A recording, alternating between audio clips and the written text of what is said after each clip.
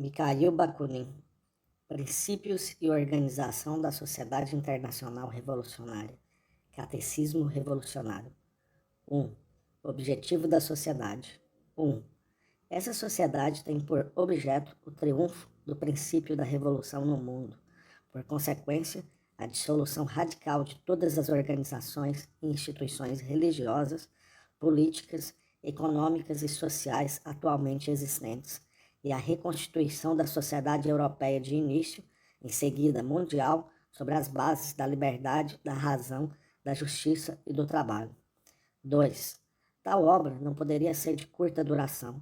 A associação constitui-se, portanto, por um tempo indefinido e só cessará de existir no dia em que o triunfo do seu princípio no mundo inteiro ser-lhe a sua razão de ser. 2. Catecismo Revolucionário. 1.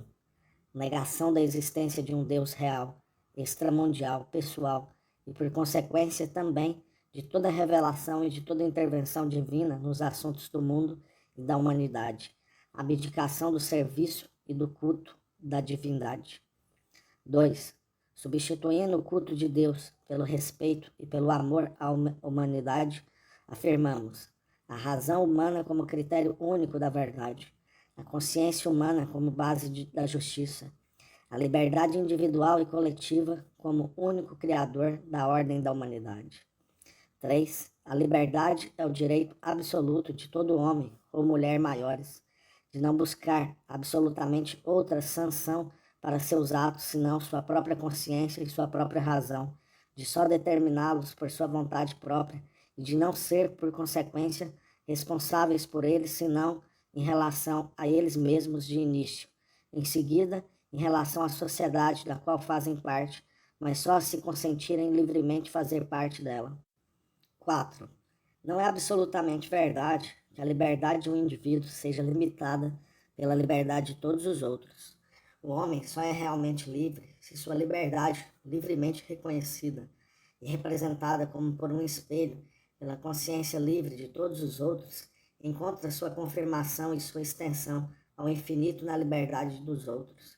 O homem só é verdadeiramente livre entre homens igualmente livres, e como ele só é livre a título humano, a escravidão de um único homem sobre a terra sendo uma ofensa contra o próprio princípio da humanidade, é uma negação da liberdade de todos. 5. A liberdade de cada um só é realizável na igualdade de todos. A realização da liberdade na igualdade de direito e de fato é a justiça. 6. Só existe um único dogma, uma única lei, uma única base moral para os homens, a liberdade. Respeitar a liberdade de seu próximo é o dever. Amá-lo, ajudá-lo, servi-lo é a virtude. 7. Exclusão absoluta de todo princípio de autoridade e de razão de Estado.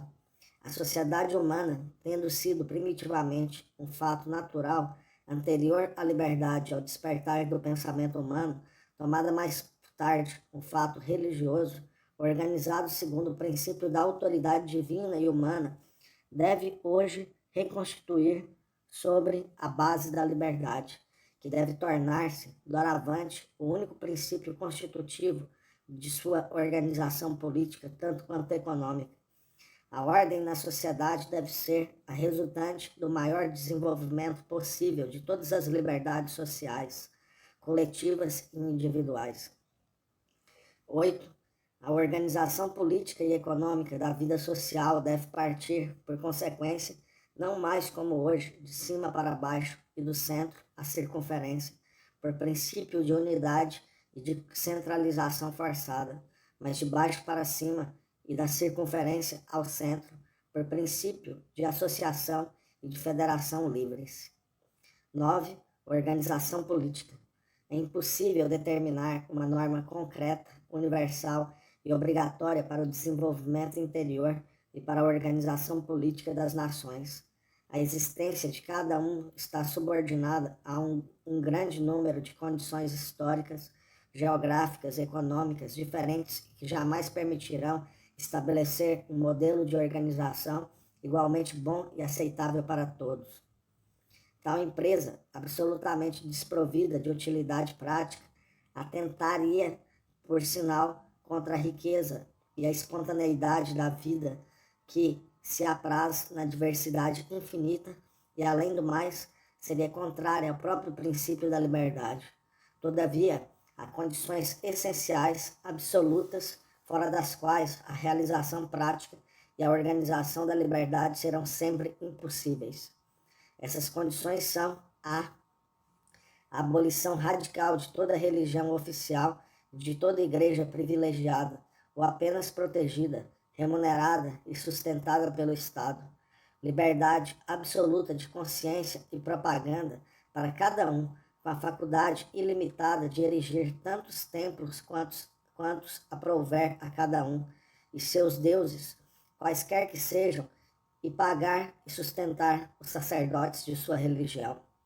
B. As igrejas, consideradas como corporações religiosas, não desfrutarão de nenhum dos direitos políticos que serão atribuídos às associações produtivas. Não poderão herdar nem possuir bens em comum, exceto suas casas ou estabelecimentos de oração, e jamais poderão ocupar-se da educação das crianças. O único objeto de sua existência é a negação sistemática da moral, da liberdade e da feitiçaria lucrativa. C. Abolição da monarquia, república. D. Abolição das classes, condições sociais, privilégios e de todos os tipos de distinções. Igualdade absoluta dos direitos políticos para todos, homens e mulheres, sufrágio universal. E.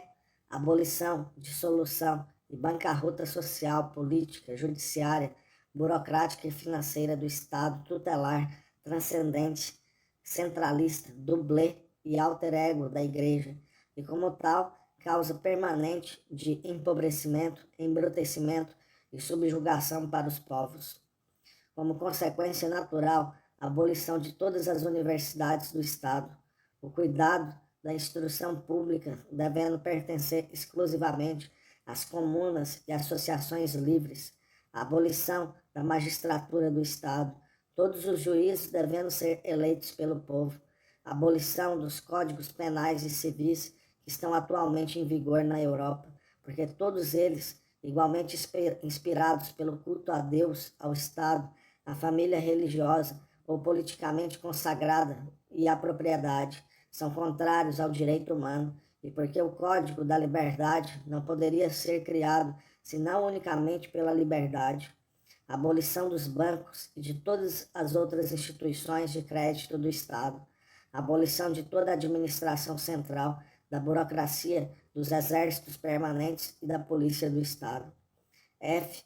Eleição imediata e direta de todos os funcionários públicos, judiciário e civis, bem como de todos os representantes ou conselheiros nacionais, provinciais e comunais pelo povo, isto é, pelo sufrágio universal, de todos os indivíduos, homens e mulheres maiores.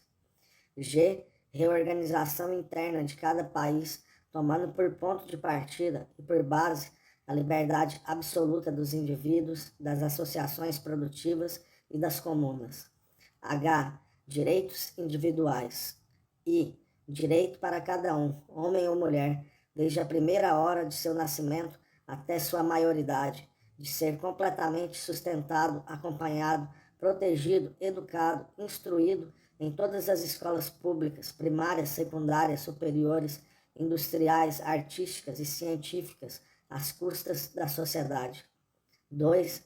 Direito igual para cada um de ser aconselhado e apoiado pela sociedade, na medida do possível, no começo da carreira, que cada indivíduo, ao se tornar maior de idade, escolherá livremente. Depois disso, a sociedade, tendo-o declarado absolutamente livre, não exercerá mais sobre ele nem acompanhamento, nem autoridade, e declinando em relação a ele qualquer outra responsabilidade, não lhe deverá mais que respeito e, se necessário, a proteção de sua liberdade.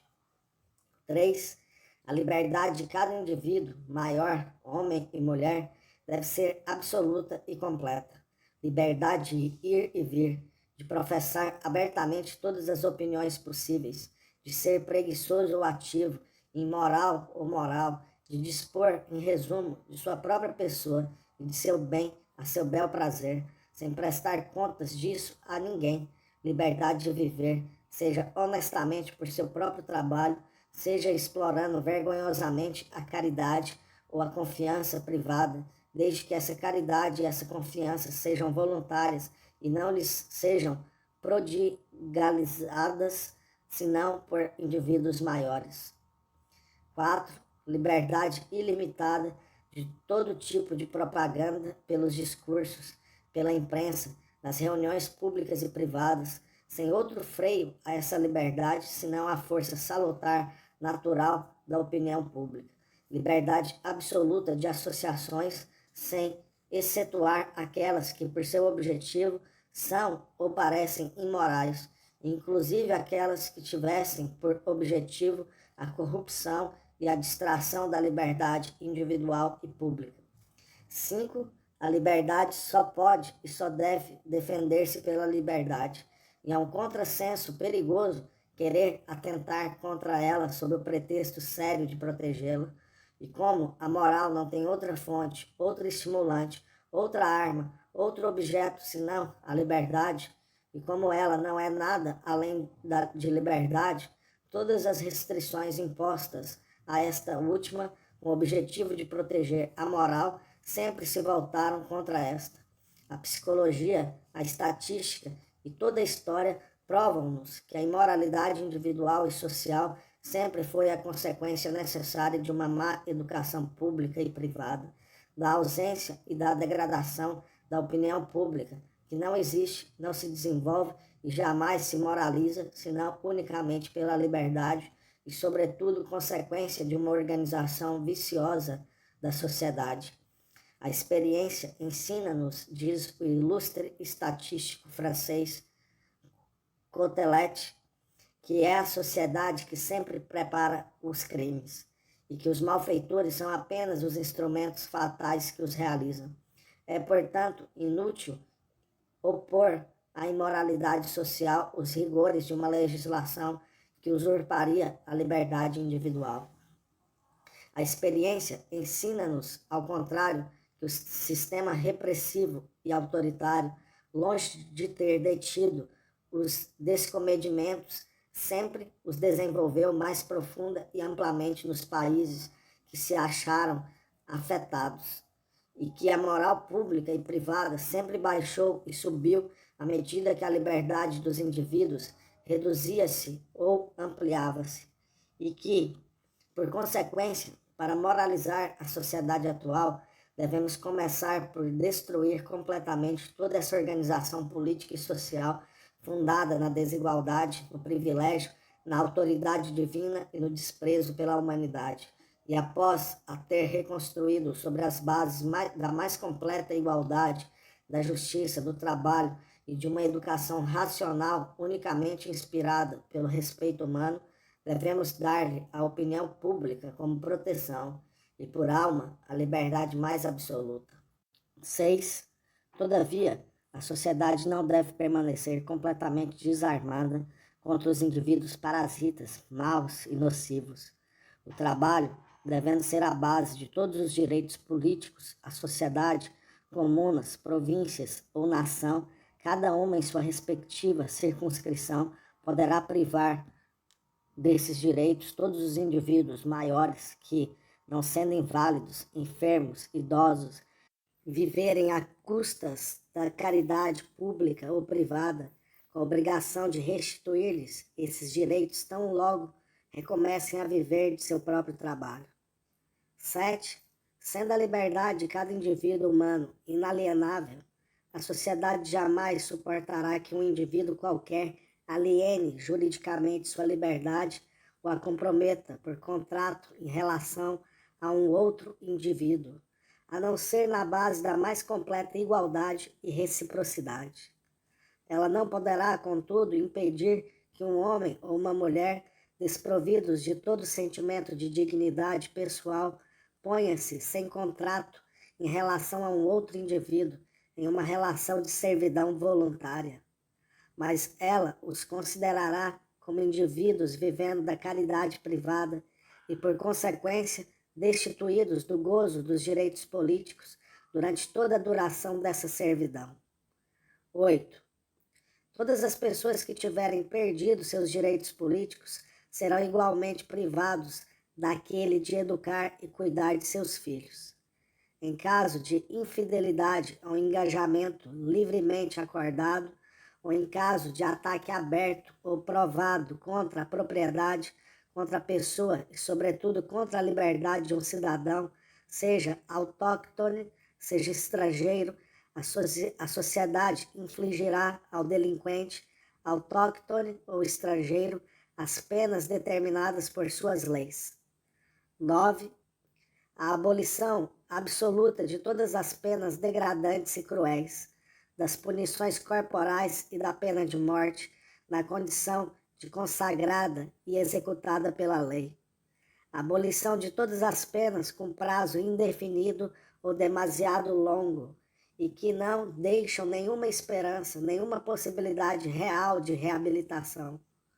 O crime deve ser considerado como uma doença, e a punição mais como um tratamento do que como uma reivindicação da sociedade. 10.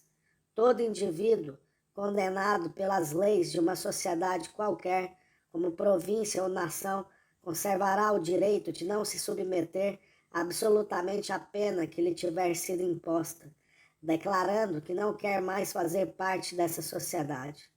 Mas, nesse caso, esta terá, por sua vez, o direito de expulsá-lo de seu seio e declará-lo fora da garantia e da proteção. 11. Recaído, assim, sob a lei natural, olho por olho, dente por dente, ao menos no terreno ocupado por essa sociedade, o refratário poderá ser pilhado, maltratado, inclusive morto, sem que a sociedade inquiete-se por isso. Cada um poderá livrar-se como de um animal nocivo. Jamais, no entanto, subjugá-lo, nem empregá-lo como escravo. E direito das associações. As associações cooperativas operárias são um fato novo na história. Hoje, assistimos a seu nascimento e podemos apenas pressentir, mas não determinar neste momento, o imenso desenvolvimento que, sem qualquer dúvida, elas assumirão e as novas condições políticas e sociais que delas surgirão no futuro. É possível e, inclusive, muito provável que, ultrapassando um dia os limites das comunas, das províncias e até mesmo dos estados atuais, elas deem uma nova constituição à sociedade humana inteira, partilhada não mais em nações, mas em grupos industriais diferentes e organizada não segundo as necessidades da política, mas da produção. Isso diz respeito ao futuro. Quanto a nós, não podemos fixar hoje senão esse princípio absoluto, que qualquer que seja seu objeto, todas as associações, bem como todos os indivíduos, devem desfrutar de uma liberdade absoluta. A sociedade ou qualquer parte da sociedade, comuna, província ou nação, não tem o direito de impedir indivíduos livres de associar-se livremente com um objetivo qualquer, religioso, político, científico, industrial, artístico ou até mesmo de corrupção mútua e exploração dos inocentes e simplórios, desde que eles não sejam menores. Combater os charlatães e as associações perniciosas é unicamente da alçada da opinião pública. Mas a sociedade tem o dever e o direito de recusar a garantia social, o reconhecimento jurídico e os direitos políticos e civis a toda associação como corpo coletivo que, por seu objeto, seus regulamentos, seus estatutos, fosse contrária aos princípios fundamentais de sua Constituição e cujos membros, todos eles, não estivessem colocados no mesmo pé de igualdade e reciprocidade perfeitas, sem poder privar dela os próprios membros pelo simples fato de sua participação em associação não regularizadas pela garantia social. A diferença entre as associações regulares e irregulares será a seguinte: As associações juridicamente reconhecidas como corpos coletivos terão por isso o direito de processar perante a justiça social todos os indivíduos, membros ou estrangeiros, tanto quanto todas as outras associações regulares que tiverem faltado a seu engajamento em relação a elas. As associações juridicamente não reconhecidas não terão esse direito como corpo coletivo, mas elas também não poderão ser submetidas, por essa razão, a nenhuma responsabilidade jurídica, todos os seus engajamentos devendo ser nulos aos olhos de uma sociedade que não tiver absolutamente sancionado sua existência coletiva, o que, contudo, não poderá liberar nenhum de seus membros dos engajamentos que tiverem assumido individualmente. J. A divisão de um país em regiões, províncias, distritos e comunas, ou em departamentos e comunas na França, dependerá naturalmente da disposição dos hábitos históricos, das necessidades atuais e da natureza particular de cada país. Não pode haver aqui, senão, dois princípios comuns e obrigatórios para cada país que quiser organizar seriamente nele a liberdade. O primeiro é que toda organização deve proceder de baixo para cima, da comuna à unidade central do país, ao Estado, pela federação. O segundo é que haja entre a comuna e o Estado, ao menos, um intermediário autônomo, o departamento, a região ou a província. Sem isso, a comuna, tomada na acepção restrita desse termo, seria sempre demasiado fraca para resistir à pressão uniforme e despoticamente centralizadora do Estado, o que reconduziria necessariamente cada país ao regime despótico da França monarquista, como tivemos 2 vezes o exemplo na França. O despotismo sempre teve sua raiz muito mais na organização centralizadora do Estado do que nas disposições naturalmente sempre despóticas dos reis. K. A base de toda organização política de um país deve ser a comuna absolutamente autônoma, representada sempre pela maioria dos sufrágios de todos os habitantes, homens e mulheres em igualdade, todos os habitantes maiores. Nenhum poder tem o direito de intrometer-se em sua vida, em seus atos e em sua administração internos. Ela nomeia e destitui por eleição todos os funcionários, administradores e juízes, e administra, sem qualquer controle, os bens comunais e suas finanças. Cada comuna terá o direito incontestável de criar, independentemente de toda sanção superior, sua própria legislação e sua própria Constituição. Mas para entrar na federação provincial e fazer parte integrante de uma província, ela deverá absolutamente conformar sua carta particular aos princípios fundamentais da Constituição provincial e fazê-la sancionar pelo parlamento dessa província. Deverá submeter-se também aos julgamentos do Tribunal Provincial e às medidas que, depois de terem sido sancionadas pelo voto do Parlamento Provincial, ser-lhe-ão prescritas pelo governo da província.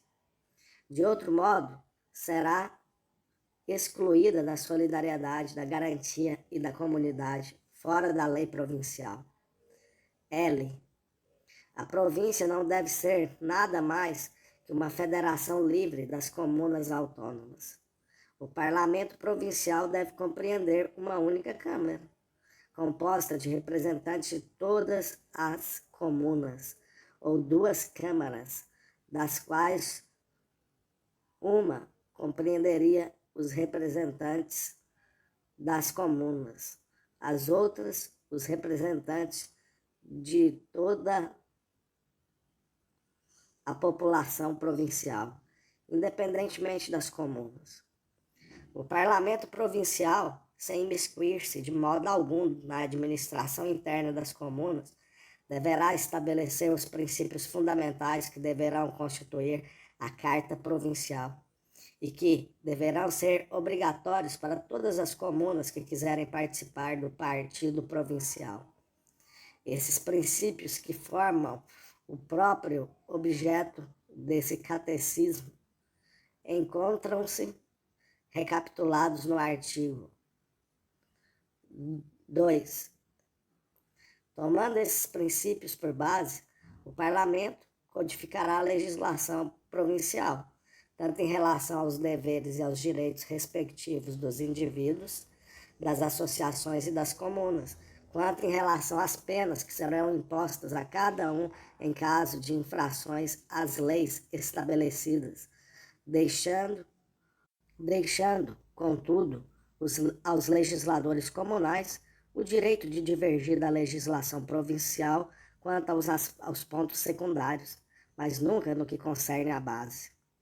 Tendendo à unidade real, viva, não à uniformidade, e dedicando-se a formar uma unidade ainda mais íntima, na experiência, no tempo, no desenvolvimento da vida em comum, nas próprias convicções e necessidades das comunas.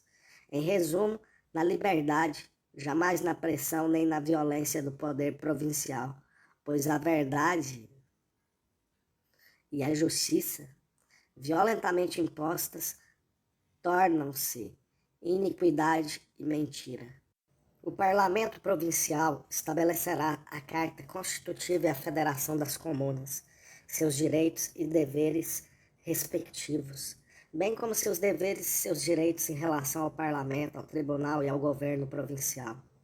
Ele votará todas as leis, disposições e medidas que serão prescritas pelas necessidades de toda a província ou por resoluções do Parlamento Nacional, sem nunca perder de vista a autonomia provincial, nem a autonomia das comunas, sem jamais ingerir-se na administração interna das comunas. Ele estabelecerá a parte de cada uma, seja nos impostos nacionais, seja nos impostos provinciais.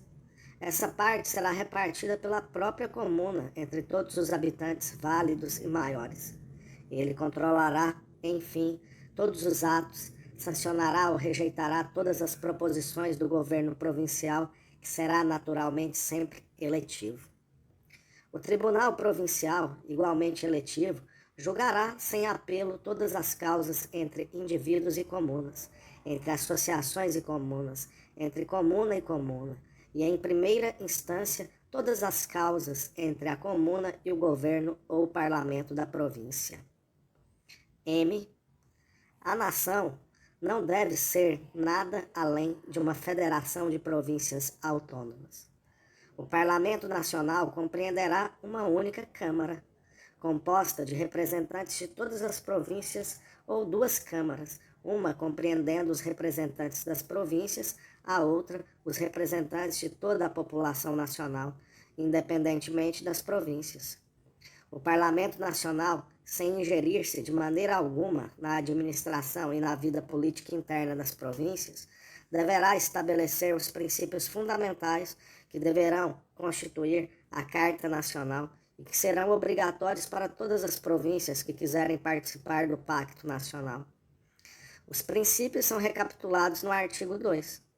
Tomando-os por base, o Parlamento Nacional estabelecerá o Código Nacional, deixando aos códigos provinciais o direito de divergir dele quanto aos pontos secundários, jamais quanto às bases. Ele estabelecerá a Carta Constitutiva da Federação das Províncias.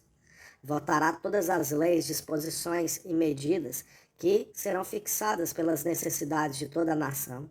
Estabelecerá os impostos nacionais e os repartirá entre as províncias, deixando a estas a responsabilidade de reparti-los entre as respectivas comunas. Controlará, enfim, todos os atos, adotará ou regulará as proposições do governo executivo nacional, que será sempre eletivo e por um prazo. Formará as alianças nacionais, fará a paz e a guerra, e só terá o direito de ordenar por um prazo sempre determinado a formação de um exército nacional. O governo será apenas o executor de suas vontades.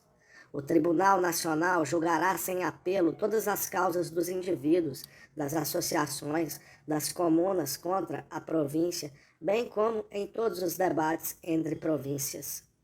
Nas causas entre as províncias e o Estado, que serão igualmente submetidas a seu julgamento, as províncias poderão apelar ao Tribunal Internacional, se um dia ele for estabelecido. N.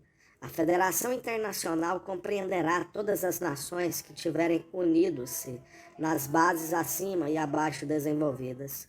É provável, é muito desejável que, quando a hora da grande revolução tiver de novo soado, todas as nações que seguirem a bandeira da emancipação popular dar-se-ão as mãos para uma aliança constante e íntima contra a coalizão dos países que se colocarão sob as ordens da reação.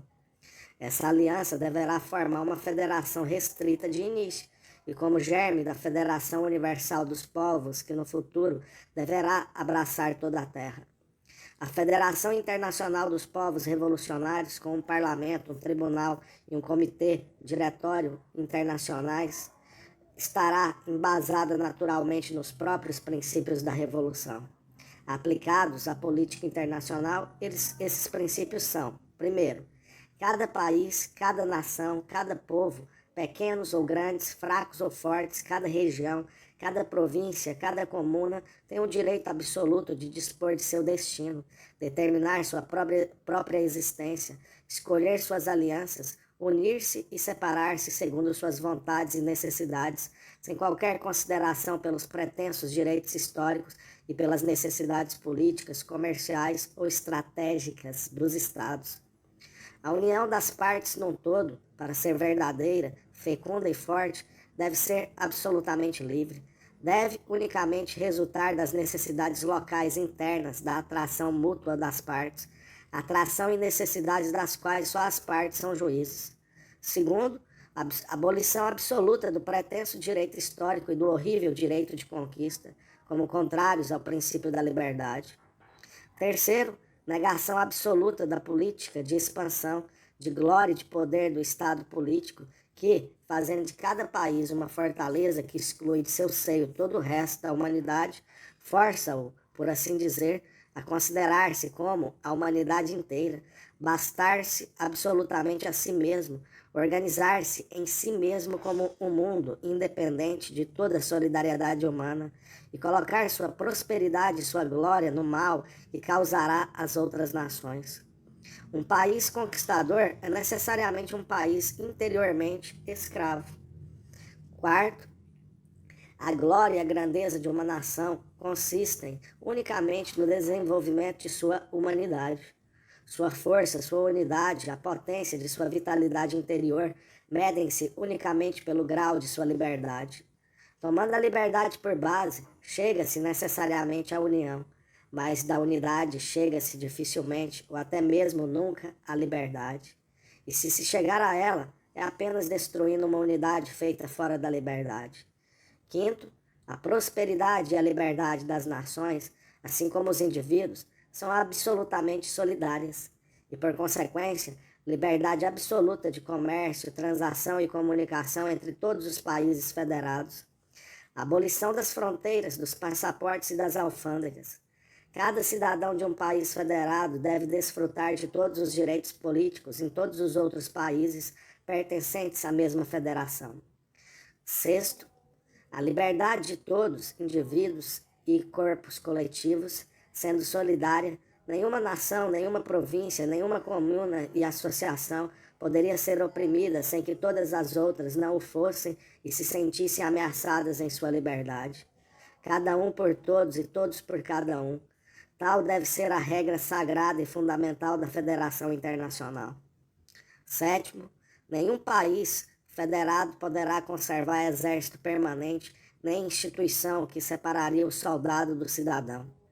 Causas de ruína, corrupção, embrutecimento e tirania internas, os exércitos permanentes e o ofício de soldado são ainda uma reserva contra a prosperidade e a independência de todos os outros países. Cada cidadão válido deve, se necessário, tornar-se soldado pela defesa de seus lares ou da liberdade. O armamento nacional deve ser organizado em cada país por comunas e províncias, aproximadamente como nos Estados Unidos da América e na Suíça. Oitavo, o Parlamento Internacional, composto por uma única Câmara, compreendendo os representantes de todas as nações, ou por duas câmaras, compreendendo esses mesmos representantes, a outros representantes diretos de toda a população compreendida pela Federação Internacional, sem distinção de nacionalidade. O Parlamento Federal, assim composto, estabelecerá o Pacto Internacional e a legislação federal que só ele terá ainda a missão de desenvolver e modificar segundo as necessidades do tempo. O Tribunal Internacional não terá outra missão senão julgar, em última instância, entre os Estados e suas respectivas províncias. Quanto às diferenças que poderiam surgir entre dois Estados federados, elas não poderiam ser julgadas em primeira e em última instância, senão pelo Parlamento Internacional, que ainda decidirá sem apelação em todas as questões de política comum e de guerra, em nome de toda a Federação Revolucionária contra a coalizão reacionária. Nono, nenhum Estado federado jamais poderá fazer a guerra a um outro Estado federado. O Parlamento Internacional, tendo pronunciado seu julgamento, o Estado condenado deve submeter-se a ele. Caso contrário, todos os outros Estados da Federação deverão interromper suas relações com ele, colocá-lo fora da lei federal, da solidariedade e da comunhão federal, e, em caso de ataque de sua parte, armar-se solidariamente contra ele. 10º. Todos os estados que fizerem parte da Federação Revolucionária deverão tomar parte ativa em toda guerra que um deles fizer a um estado não federado. Cada país federado, antes de declará-la, deve advertir o Parlamento Internacional e só declarará se este último achar que há razão suficiente para a guerra. Se ele concordar, o Diretório Executivo Federado defenderá a causa do Estado ofendido e solicitará ao Estado agressor estrangeiro, em nome de toda a Federação Revolucionária, pronta reparação. Se, ao contrário, o Parlamento julgar que não houve agressão nem ofensa real, ele aconselhará o Estado que se queixa a não começar a guerra, advertindo que, se começá-la, ele a fará sozinho. 11º. Devemos esperar que, com o tempo, os Estados federados, renunciando ao luxo ruinoso das representações particulares, contentar-se-ão com uma representação diplomática federal. 12º. A Federação Internacional Revolucionária restrita estará sempre aberta aos povos que nela quiserem ingressar mais tarde, tendo por base princípios de solidariedade militante e ativa da Revolução expostas acima e abaixo, mas sem jamais fazer a mínima concessão de princípios a quem quer que seja. Por consequência, não poderão ser recebidos na Federação senão os povos que tiverem aceitado todos os princípios recapitulados no artigo 2º. 10. Organização social. Sem igualdade política, não há liberdade política real. Mas a igualdade política só se tornará possível quando houver igualdade econômica e social. A igualdade não implica o nivelamento das diferenças individuais, nem a identidade intelectual, moral e física dos indivíduos. Essa diversidade de capacidades e forças, essas diferenças de raças, nações, sexos, idades e indivíduos, longe de ser um mal social, constituem, ao contrário, a riqueza da humanidade. A igualdade econômica e social também não implica o nivelamento das fortunas individuais como produtos da capacidade, da energia produtiva e da economia de cada um. B. A igualdade e a justiça exigem unicamente uma organização da sociedade tal que todo indivíduo humano, ao vir ao mundo, nele encontre, desde que isso dependa não da natureza, mas da sociedade, meios iguais para o desenvolvimento de sua infância e de sua adolescência, até a idade de sua virilidade, por sua educação e por sua instrução de início, e mais tarde pelo exercício das forças diferentes que a natureza tiver colocado em cada um pelo trabalho. Essa igualdade de ponto de partida que a justiça reivindica para cada um será impossível enquanto existir o direito de sucessão. C.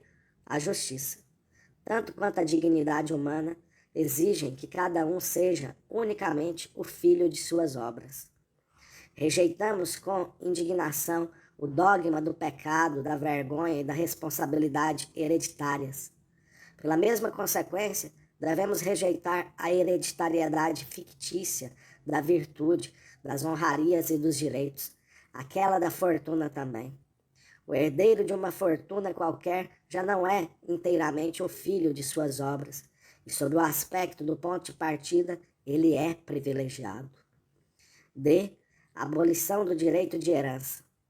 Enquanto esse direito existir, a diferença hereditária das classes, das posições, das fortunas, a desigualdade social, em resumo, e o privilégio subsistirão, se não em direito, mas, ao menos, de fato. Mas a desigualdade de fato, por uma lei inerente à sociedade, produz sempre a desigualdade dos direitos. A desigualdade social torna-se necessariamente desigualdade política. E, sem igualdade política, como dissemos, não há liberdade, no sentido universal, humano, verdadeiramente democrático desse termo. A sociedade permanecerá sempre dividida em duas partes desiguais, das quais uma imensa, compreendendo toda a massa popular, será oprimida e explorada pela outra. Assim, o direito de sucessão é contrário ao triunfo da liberdade, e se a sociedade quiser tornar-se livre, ela deverá aboli-lo. E ela deve aboli-lo porque, repousando numa ficção, esse direito é contrário ao próprio princípio da liberdade. Todos os direitos individuais, políticos e sociais estão ligados ao indivíduo real e vivo. Uma vez morto, não tem mais nem vontade fictícia de um indivíduo que não existe mais e que, em nome da morte, oprime os vivos. Se o indivíduo morto quer a execução de sua vontade, que ele venha executá-la, ele próprio, se puder, mas não tem o direito de exigir que a sociedade coloque toda a sua força e seu direito a serviço de sua não existência. F. O objetivo legítimo e sério do direito de sucessão sempre foi assegurar às gerações futuras os meios de desenvolver-se e tornar-se homens. Por consequência, só o Fundo de Educação e Instrução Pública terá o direito de herdar, com a obrigação de responsabilizar-se igualmente pelo sustento, pela educação e pela instrução de todas as crianças, desde seu nascimento até a maioridade e sua completa emancipação. Dessa maneira, todos os pais serão igualmente tranquilizados quanto ao destino de seus filhos.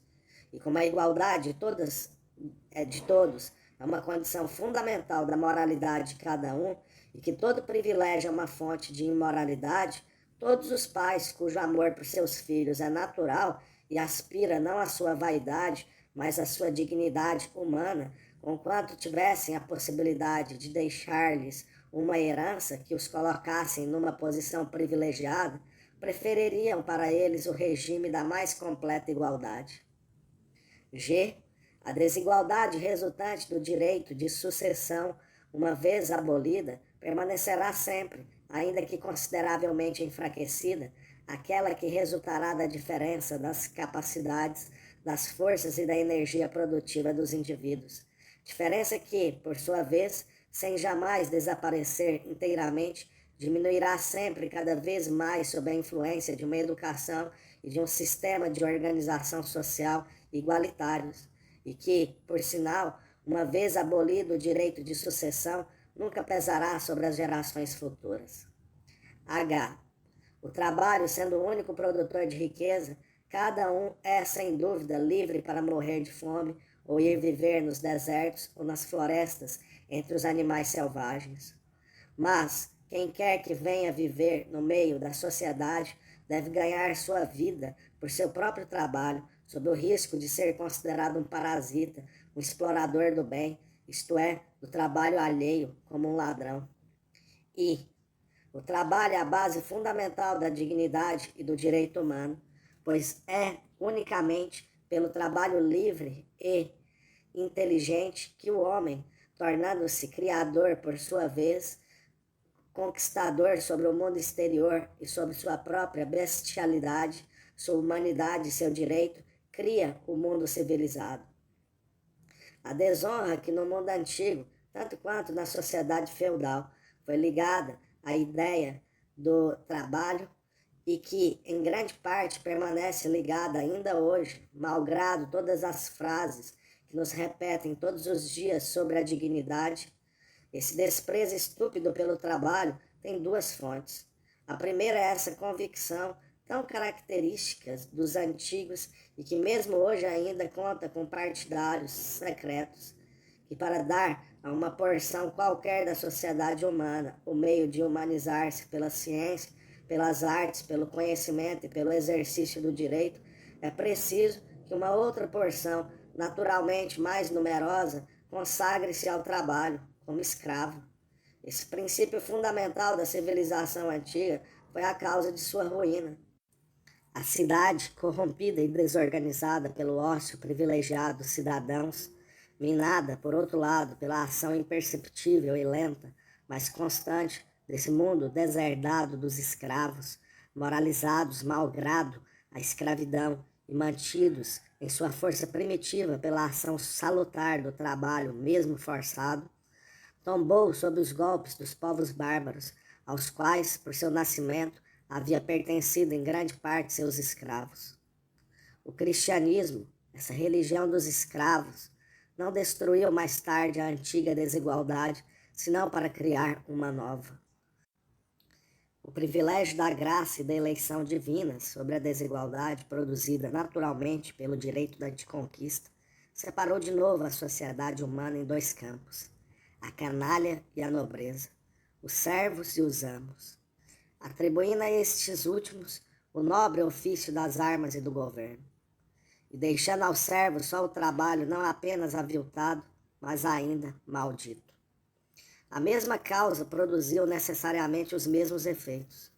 O mundo nobiliário, debilitado e desmoralizado pelo privilégio do ócio, caiu em 1789 sobre os corpos dos servos, trabalhadores revoltados, unidos e fortes. Então foi proclamada a liberdade do trabalho, sua reabilitação em direito. Mas apenas em direito, pois, de fato, o trabalho ainda resta desonrado, subjugado. A primeira fonte dessa subjugação, especialmente aquela que consistia no dogma da desigualdade política dos homens, tendo sido formada pela Grande Revolução, deveu-se atribuir o desprezo atual do trabalho à segunda, que não é outra senão a separação que se deu e que existe em sua força ainda hoje entre o trabalho intelectual e o trabalho manual, e que, reproduzido sob uma nova forma, a antiga desigualdade divide de novo o mundo social em dois campos. A minoria privilegiada doravante não pela lei, mas pelo capital, e a maioria dos trabalhadores forçados, não mais pelo direito iníquo do privilégio legal, mas pela fome. Com efeito, hoje a dignidade do trabalho já é teoricamente reconhecida e a opinião pública admite que é vergonhoso viver sem trabalhar. Todavia, como o trabalho humano, considerado em sua totalidade, divide-se em duas partes, das quais uma totalmente intelectual e declarada exclusivamente nobre, compreende as ciências, as artes e na indústria a aplicação das ciências e das artes, a ideia, a concepção, a invenção, o cálculo, o governo e a direção geral ou subordinada das forças operárias.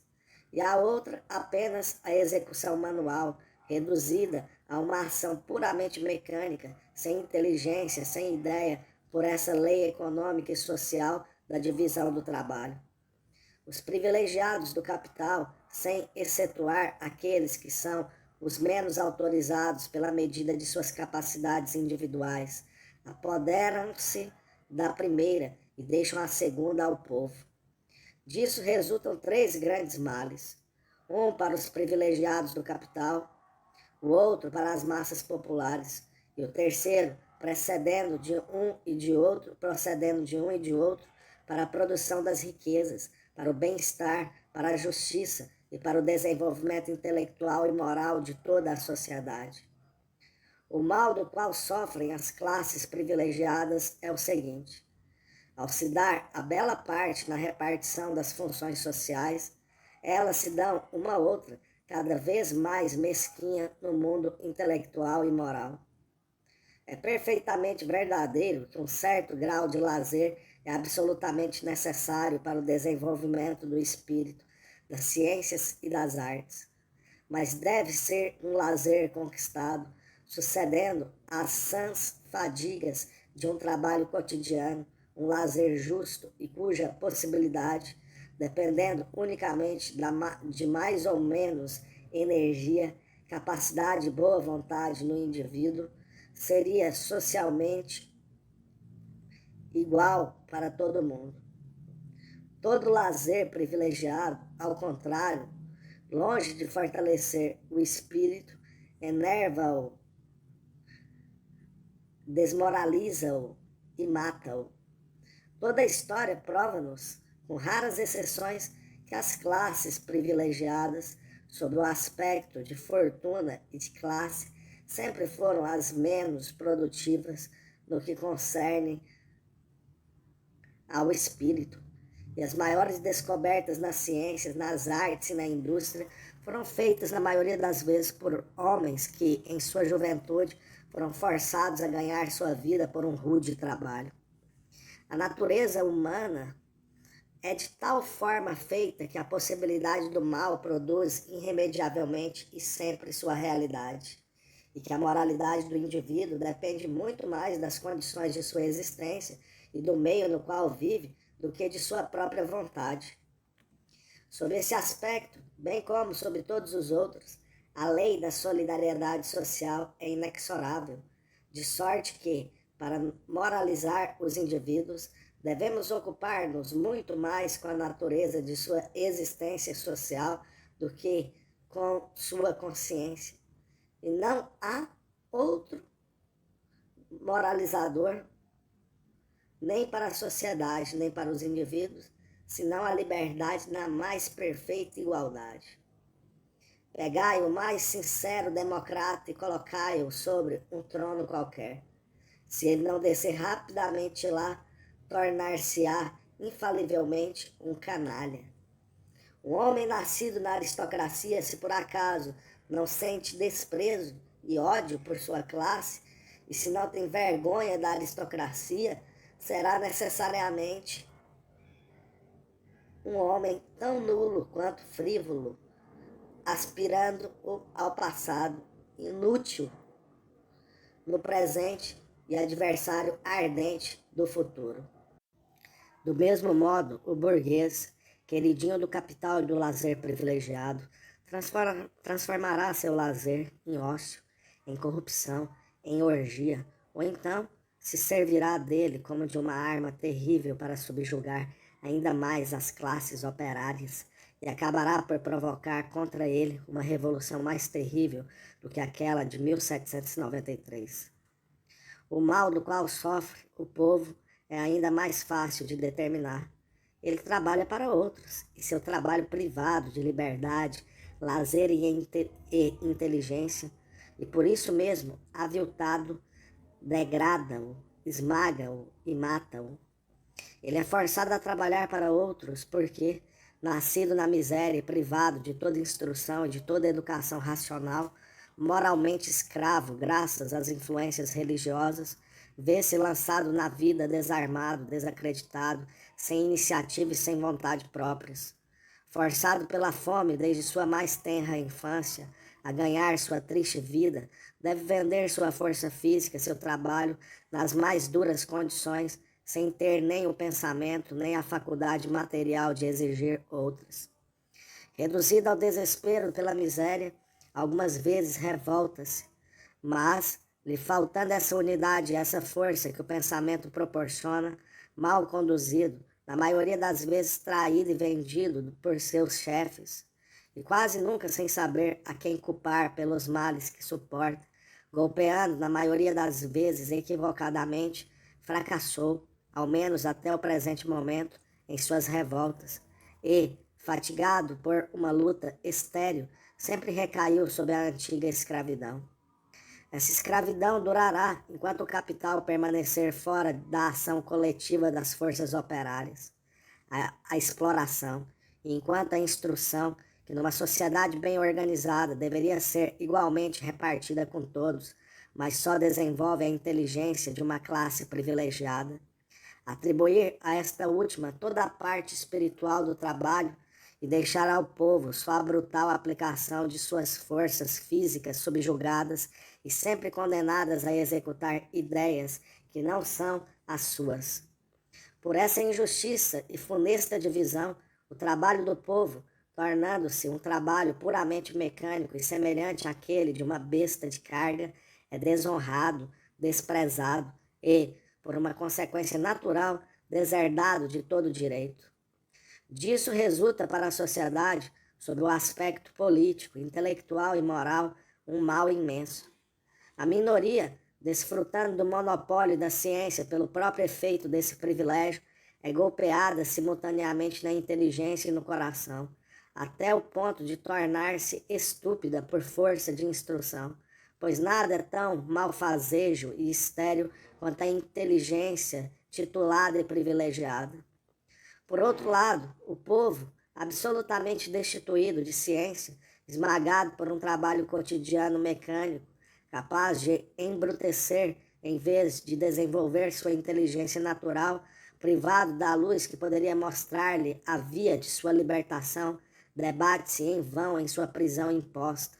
E como tem sempre para si a força que constitui o número, põe sempre em perigo a própria existência da sociedade. É necessário, pois, que a divisão iníqua estabelecida entre o trabalho intelectual e o trabalho manual seja estabelecida de forma diferente. A produção econômica da sociedade sofre, ela própria, consideravelmente. A inteligência separada da ação corporal debilita-se, desseca-se, murcha, enquanto a força corporal do homem, separada da inteligência, embrutece-se e, nesse estado de separação artificial, nenhuma produz a metade do que é necessário, do que deve produzir quando, reunidas em uma nova síntese social, formarão uma única ação produtiva. Quando o homem de ciência trabalhar e o homem de trabalho pensar, o trabalho inteligente e livre será considerado como o mais belo título de glória para o homem, como a base de sua dignidade, de seu direito, como a manifestação de seu poder humano sobre a terra, e a humanidade será constituída. J. O trabalho inteligente e livre será necessariamente um trabalho associado. Livre será cada um de associar-se ou não se associar absolutamente pelo trabalho. Mas não há dúvida de que, à exceção dos trabalhos de imaginação, e dos quais a natureza exige a própria centralização da inteligência individual, em todas as empresas individuais e, inclusive, científicas ou artísticas que pedem, por sua natureza, o trabalho associado, a associação será preferida por todos, pela simples razão que a associação multiplica de maneira maravilhosa as forças produtivas de cada um, e que cada um, tornando-se membro e cooperado de uma associação produtiva, com menos tempo e muito menos dificuldade, ganhará muito mais. Quando associações produtivas e livres cessarem de ser escravas e tornarem-se, por sua vez, as senhoras e proprietárias do capital que lhes será necessário, compreenderão em seu seio, a título de membros cooperados ao lado das forças operárias, emancipadas pela instrução geral, todas as inteligências especiais reivindicadas por cada empresa. Quando, combinando-se entre si, sempre livremente, segundo suas necessidades e segundo sua natureza, transpondo cedo ou tarde todas as fronteiras nacionais, elas formarão uma imensa federação econômica, com um parlamento esclarecido por dados tão amplos quanto precisos e detalhados de uma estatística mundial, tal como ainda não pode hoje existir e que, combinando a oferta com a demanda, poderá governar, determinar e respeitar entre diferentes países a produção da indústria mundial, de sorte que não haverá mais crises comerciais ou industriais, estagnação forçada, desastres, esforços, nem capitais perdidos. Nesse caso, o trabalho humano, a emancipação de cada um, de todos, regenerar o mundo. K. A terra, com todas as suas riquezas naturais, é a propriedade de todos, mas ela só será possuída por aqueles que a cultivarem. 1. A mulher, diferente do homem, mas não inferior a ele, inteligente, trabalhadora e livre, como ele, é declarada seu igual nos direitos, bem como em todas as funções e deveres políticos e sociais. M. A abolição não da família natural, mas da família legal, fundada no direito civil e na propriedade. O casamento religioso e civil é substituído pelo casamento livre. Dois indivíduos maiores e de sexos diferentes têm o direito de unir-se e separar-se segundo sua vontade, seus interesses mútuos e as necessidades de seu coração, sem que a sociedade tenha o direito de impedir sua união ou mantê-los unidos contra a vontade deles. O direito de sucessão sendo abolido e a educação de todas as crianças sendo assegurada pela sociedade, todas as razões que foram até o presente alegadas para a consagração política e civil da irrevogabilidade do casamento desaparecem, e a união dos dois sexos deve ser desenvolvida à sua inteira liberdade, que, aqui como em toda parte e sempre, é a condição sine qua non da moralidade sincera. No casamento livre, o homem e a mulher devem desfrutar igualmente de uma liberdade absoluta. Nem a violência da paixão, nem os direitos livremente acordados no passado poderão servir de desculpa para qualquer atentado por parte de um contra a liberdade do outro, e cada semelhante atentado será considerado um crime. N. A partir do momento que uma mulher carrega uma criança em seu útero, até que ela o tenha parido, ela tem o direito a uma subvenção por parte da sociedade, paga não por causa da mulher, mas pela criança. Toda mãe que quiser amamentar e criar seus filhos receberá igualmente da sociedade todo o custo de seu sustento e dos cuidados devotados aos filhos. Ó, os pais terão o direito de conservar seus filhos com eles e ocupar-se de sua educação, sob a tutela e sob o controle supremo da sociedade, que conservará sempre o direito e o dever de separar as crianças de seus pais todas as vezes que estes, seja por seu exemplo, seja por seus preceitos ou tratamento brutal, desumano, puderem desmoralizar ou até mesmo entravar o desenvolvimento de seus filhos. P. As crianças não pertencem nem a seus pais, nem à sociedade. Elas pertencem a elas próprias e à sua futura liberdade. Como crianças, até a idade de sua emancipação, elas só são livres em possibilidade e devem estar, por consequência, sob o regime da autoridade. Os pais são seus tutores naturais, é verdade, mas o tutor legal e supremo é a sociedade, que tem o direito e o dever de ocupar-se delas, porque seu futuro depende da direção intelectual e moral que se dará às crianças, e que não pode dar a liberdade aos maiores, senão sob a condição de vigiar a educação dos menores.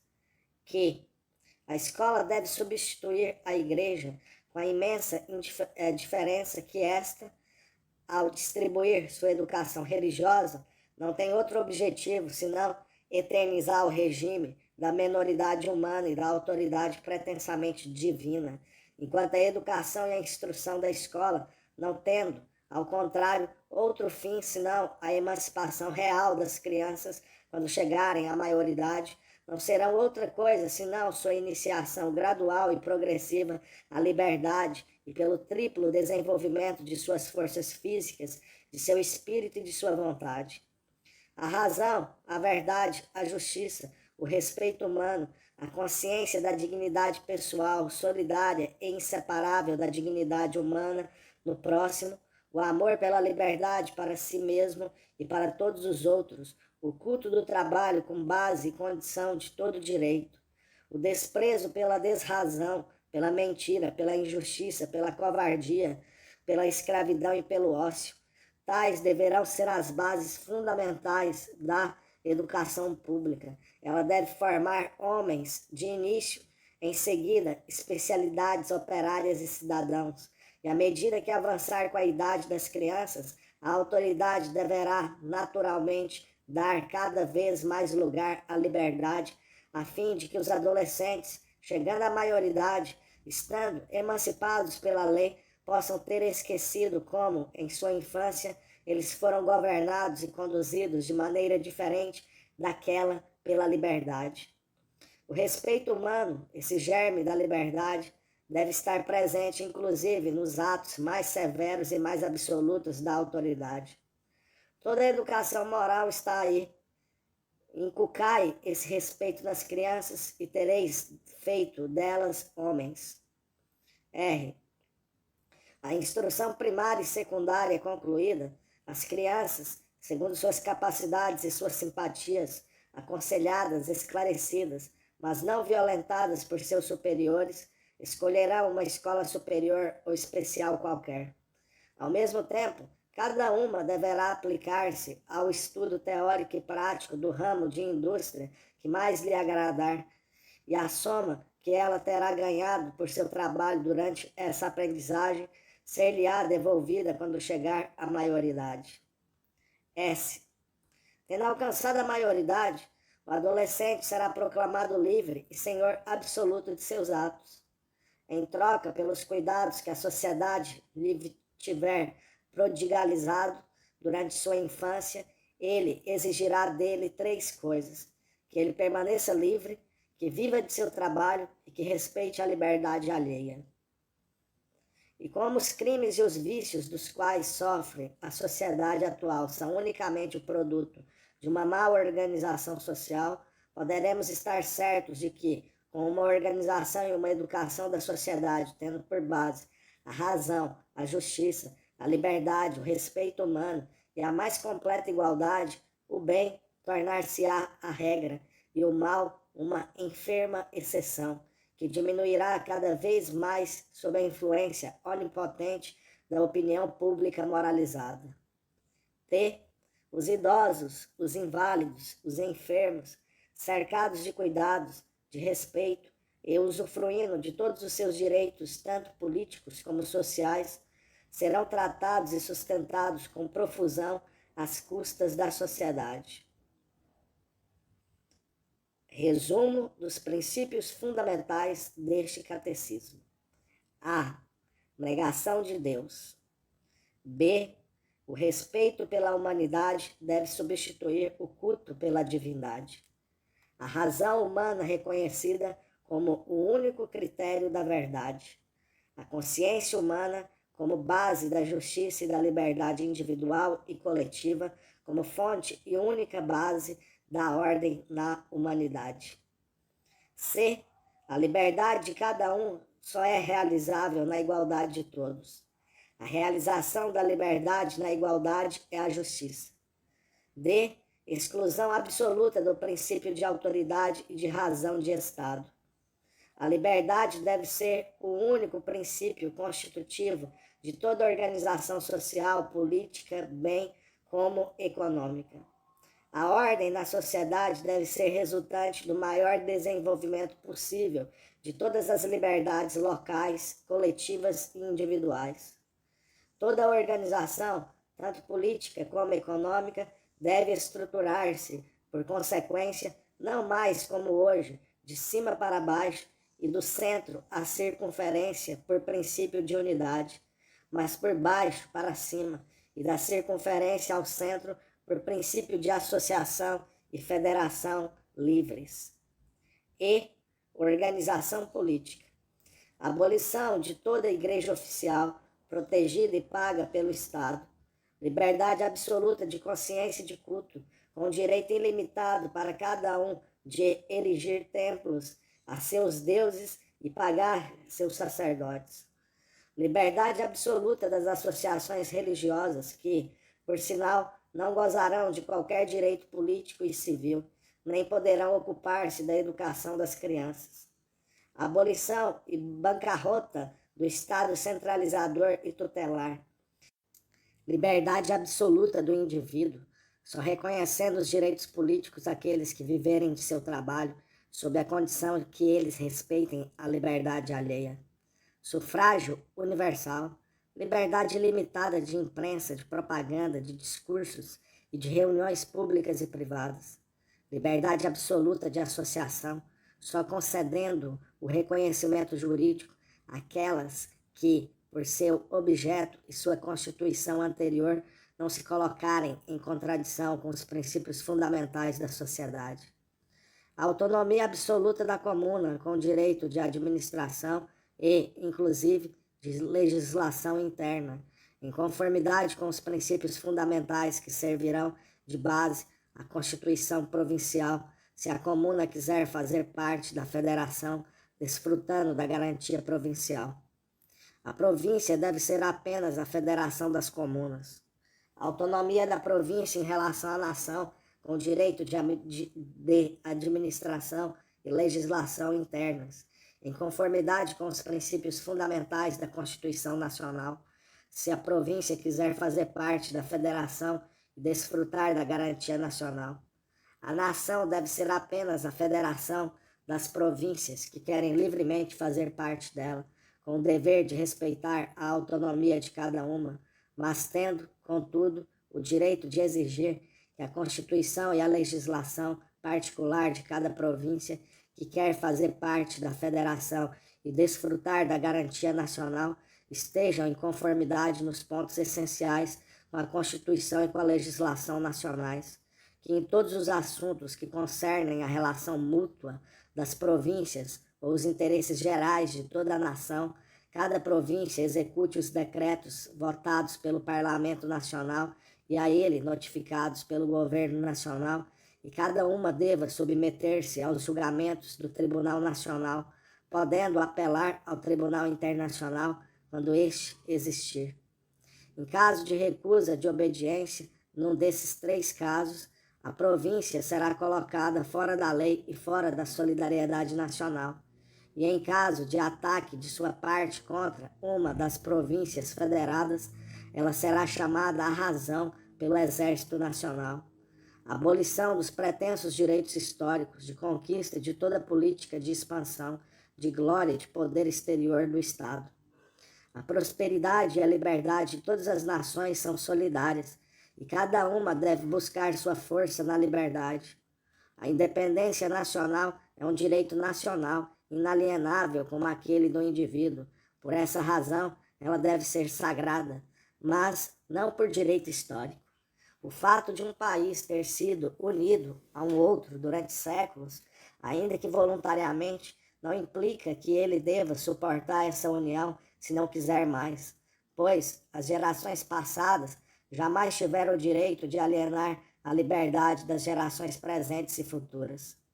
Portanto, cada nação, cada província, cada comuna terá o direito absoluto de dispor delas mesmas, aliar-se com outras, tanto quanto romper suas alianças passadas e presentes e formar novas, sem que qualquer outro país tenha o direito e o interesse de impedi-la de fazê-lo.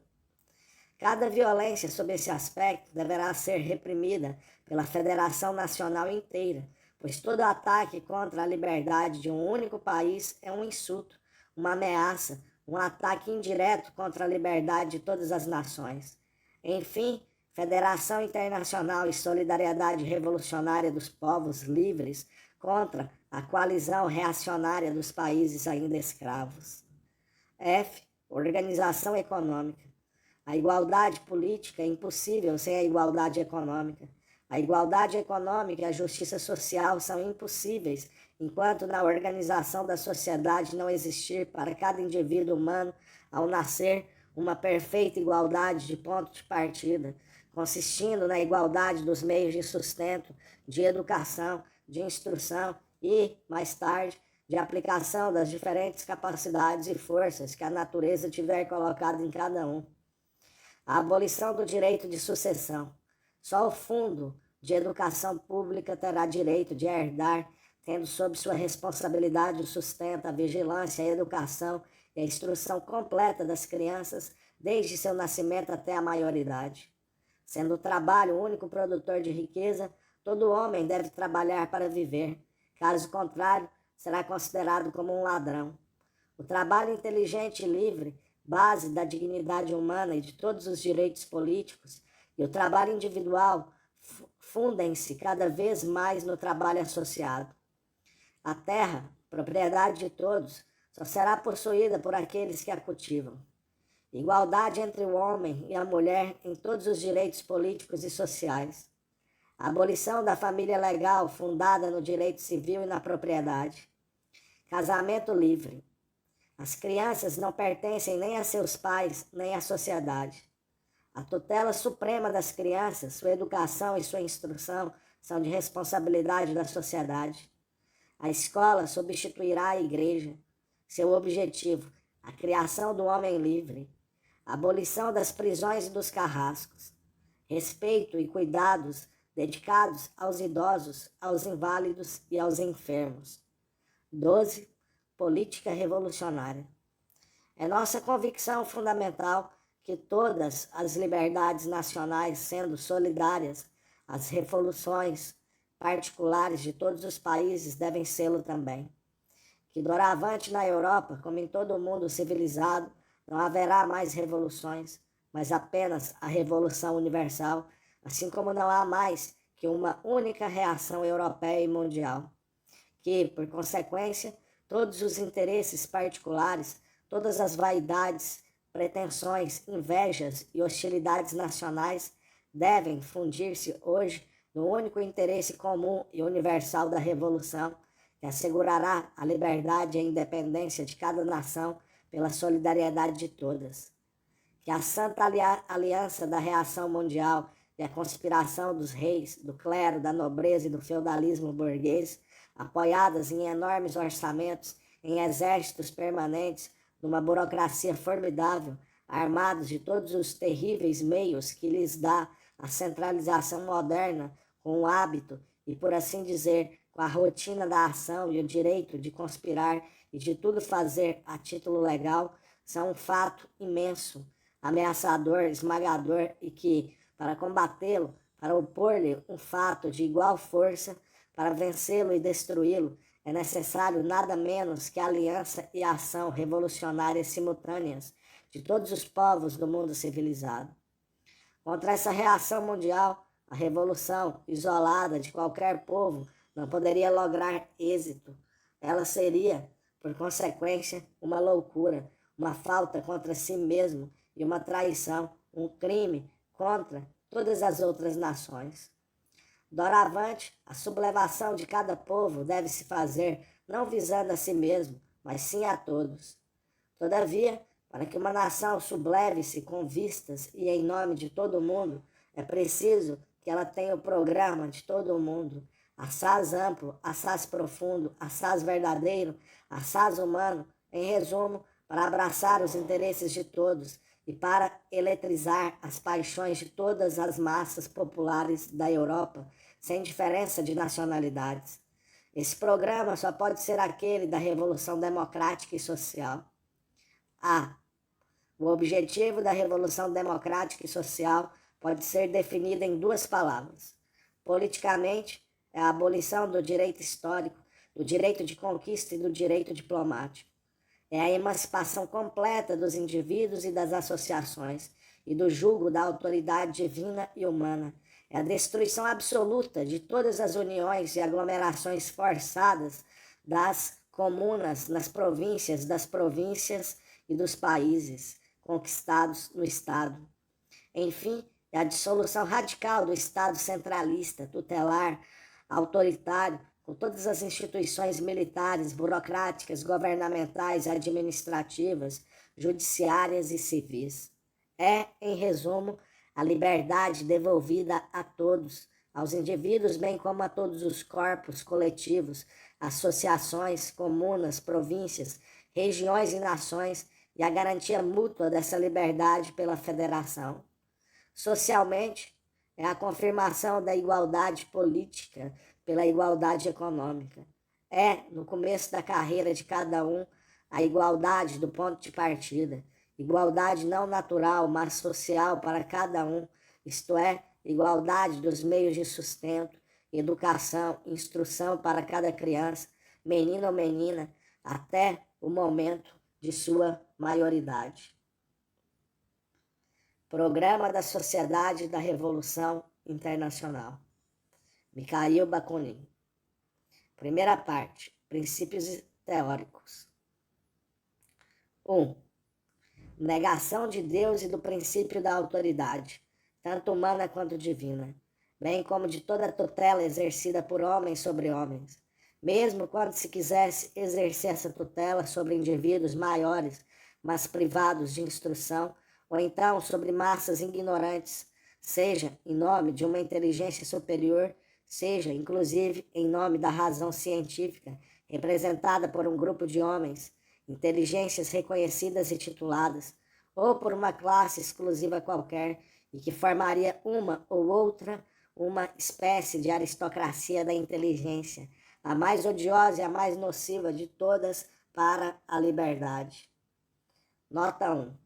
A ciência positiva e racional é a única luz que pode induzir o homem ao conhecimento da verdade e ser capaz de regular sua conduta, bem como suas relações na sociedade. Mas ela está sujeita a erros, e mesmo que não os cometesse, não deveria absolutamente arrogar-se o direito de governar os homens contrariamente às suas convicções e à sua vontade.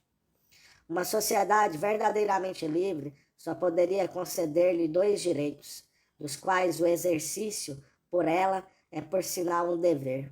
O primeiro é a educação e a instrução dos indivíduos de ambos os sexos, igualmente acessíveis e obrigatórios para todas as crianças e adultos até sua maioridade, idade em que a ação de toda autoridade deve cessar. Segundo, fazer penetrar suas concepções, seus juízos em todas as convicções por meio de uma propaganda absolutamente livre. Nota 2. Rejeitando absolutamente, sob todas as suas formas possíveis, a tutela que a inteligência desenvolvida pela ciência e pela prática dos negócios, dos homens e da vida, teria desejado exercer sobre as massas ignorantes, estamos longe de negar sua influência natural e salutar sobre essas massas, desde que essa influência só se exerça de uma maneira completamente simples, pela ação natural de toda inteligência superior sobre as inteligências inferiores e que não seja revestida de nenhum caráter oficial nem de qualquer privilégio, seja político, seja social, 2 coisas que nunca deixam de produzir, de um lado, a subjugação das massas e, de outro, a corrupção e a imbecilização das inteligências que são dela revestidas. 2. Negação do livre-arbítrio e do direito da sociedade de punir. Todo indivíduo humano, sem nenhuma exceção, jamais é outra coisa que o produto involuntário de seu meio natural e social. As 4 grandes causas de toda imoralidade humana são, primeiro, a ausência de higiene e de educação racionais. Segundo, desigualdade das condições econômicas e sociais. Terceiro, a ignorância das massas, que dela resulta naturalmente. E, quarto, sua consequência natural necessária, a escravidão. A educação, a instrução e a organização da sociedade segundo a liberdade e a justiça devem substituir a punição. Durante toda a época transitória, mais ou menos longa, e que não pode deixar de acompanhar a revolução social, a sociedade, no interesse de sua própria defesa contra indivíduos incorrigíveis, não culpados, mas perigosos, jamais lhes aplicará outra pena, senão aquela de colocação fora de sua garantia e de sua solidariedade, a exclusão. 3. A negação do livre-arbítrio não é absolutamente aquela da liberdade. A liberdade é, ao contrário, a consequência necessária, o produto da fatalidade natural e social. Nota 1. O homem não é livre em relação às leis da natureza, que constituem a própria base e a condição absoluta de seu ser. Elas o penetram e o dominam, assim como dominam e penetram tudo o que existe. De nada adiantaria instruí-lo quanto à fatal onipotência delas. Toda veleidade de revolta de sua parte resultaria em um suicídio. Todavia, por uma força que é inerente à sua natureza particular e que o leva fatalmente a realizar, a conquistar as condições de sua vida, o homem pode e deve emancipar-se gradualmente da obsessão e da hostilidade esmagadora e natural do mundo exterior, seja físico, seja social, que o cerca pelo pensamento, pela ciência e pela aplicação do pensamento ao instinto de querer, por sua inteligente vontade. Nota 2. O homem é o último elo, o termo superior da série ininterrupta dos seres, que partindo dos elementos mais simples e até ele, constituem o mundo conhecido. É um animal que, graças ao desenvolvimento superior de seu organismo, e especialmente de seu cérebro, é dotado da faculdade de pensar e falar. Aí está toda a diferença que o separa de todas as outras espécies de animais. Seus irmãos mais velhos quanto ao tempo, seus irmãos mais novos quanto à capacidade intelectual. Mas essa diferença é enorme. Ela é a única causa de tudo o que denominamos nossa história. E eis, em poucas palavras, o resumo e o sentido. O homem parte da bestialidade para chegar à humanidade, isto é, a constituição de sua existência social pela ciência, pela consciência, por seu trabalho inteligente e pela liberdade. Nota 3. O homem é um animal social, como o são muitos outros animais que surgiram na Terra antes dele. Ele não cria a sociedade por um livre contrato, vive em seu seio e não poderia viver como homem, nem mesmo tornar-se um homem, nem pensar, nem falar, nem querer, nem agir racionalmente fora dela. A sociedade, constituindo sua natureza humana, dela depende tão absolutamente quanto da própria natureza física, e não há gênio tão grande que não seja absolutamente dominado por ela. 4. A solidariedade social é a primeira lei humana, a liberdade, a segunda. Essas duas leis, penetrando-se mutuamente e inseparável uma da outra, constituem toda a humanidade. A liberdade não é a negação da solidariedade, ela é seu desenvolvimento e, por assim dizer, sua humanização. 5. A liberdade não é absolutamente a independência do homem em relação às leis fatais da natureza e da sociedade. É, de início, sua força de emancipação gradual da opressão do mundo físico exterior, pela ciência e pelo trabalho inteligente. É, em seguida, seu direito de dispor de si mesmo e de agir em conformidade com suas próprias convicções e ideias. Direito oposto às pretensões despóticas e autoritárias, seja de um outro homem, seja de um grupo ou de uma classe de homens, seja de toda a sociedade. Nota 1. Não se deve confundir as leis sociológicas, também chamadas leis da fisiologia social, e que são tão fatalmente obrigatórias para todo homem quanto são as leis da própria natureza física, sendo na realidade leis tão físicas quanto estas últimas. Não se deve confundi-las com as leis políticas, penais e civis, que são mais ou menos a expressão dos modos, dos costumes, dos interesses, bem como das opiniões que, numa determinada época, dominam na sociedade ou numa parte, numa classe da sociedade. É completamente natural que, sendo reconhecidas pela maioria dos homens, ou mesmo por uma classe dominante, elas exercem uma poderosa influência natural, boa ou má, segundo seu caráter particular sobre cada um. Mas não é nem bom, nem legítimo, nem justo, nem mesmo útil para a própria sociedade que essas leis possam impor-se autoritária ou violentamente a qualquer indivíduo que seja, contrariamente às suas próprias convicções. Seria um atentado à sua liberdade, à sua dignidade pessoal, à sua própria humanidade. 6. A sociedade natural na qual todo homem nasce, fora da qual ele jamais poderia tornar-se um homem inteligente e livre, só se humaniza verdadeiramente à medida que todos os homens, dos quais ela é composta, tornam-se cada vez mais individual e coletivamente livres. Nota 1. Ser Pessoalmente livre significa, para o homem vivendo no meio da sociedade, não submeter nem seu pensamento, nem sua vontade ante qualquer outra autoridade, senão aquela de sua própria razão e de sua própria concepção de justiça. Não reconhecer, em resumo, outra verdade senão aquela que ele compreende, e não suportar outra lei senão aquela que sua própria consciência pode aceitar.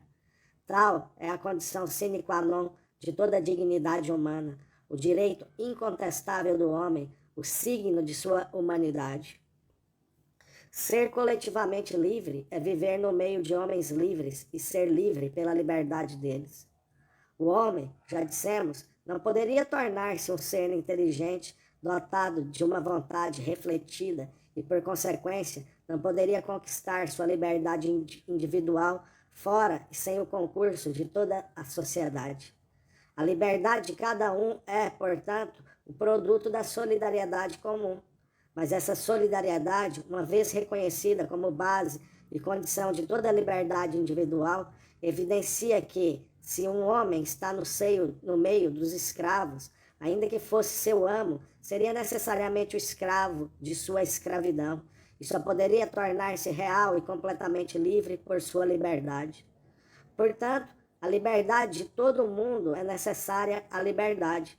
Daí resulta que não é absolutamente verdadeiro dizer que a liberdade de todos seja o limite de minha liberdade, o que equivaleria a uma completa negação desta última. Ela é, ao contrário, a sua confirmação necessária e sua extensão ao infinito. 7.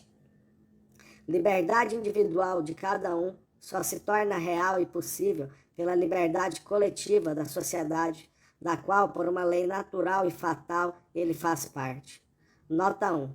A liberdade, assim como a humanidade, da qual ela, a mais pura expressão, não está absolutamente no começo, está no último termo da história.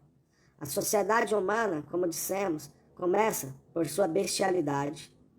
Os homens, naturais e selvagens, reconhecem tão pouco seu caráter humano e seu direito natural que eles começam por entredevorar-se e, infelizmente ainda hoje, não cessaram de matar-se mutuamente.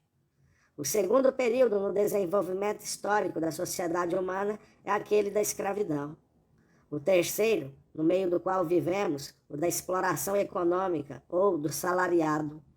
O quarto período, aquele ao qual tendemos e ao qual, ao menos, devemos esperar, buscamos, é o da justiça, da liberdade na igualdade ou da mutualidade. 8. O homem natural só se torna um homem livre, ele só se humaniza e se moraliza, só reconhece, em resumo, e só realiza em si mesmo e para si mesmo seu próprio caráter humano e seu direito, à medida que reconhece esse mesmo caráter e esse direito em todos os seus semelhantes.